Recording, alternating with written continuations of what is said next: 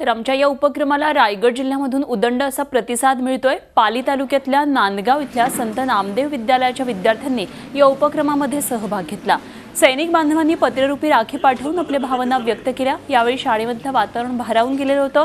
शिक्षक वर्गाने झी 24 तासच्या या उपक्रमाचं कौतुक केलं।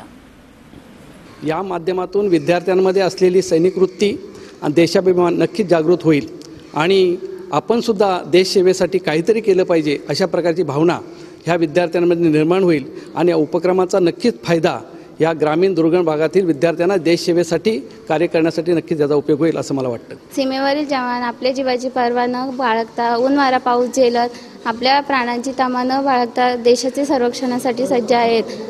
यांचा गौरव करण्यासाठी आम्ही विद्यार्थ्यांनी त्यांना पत्ररूपी राख्या पाठवण्याचे ठरवले आहे।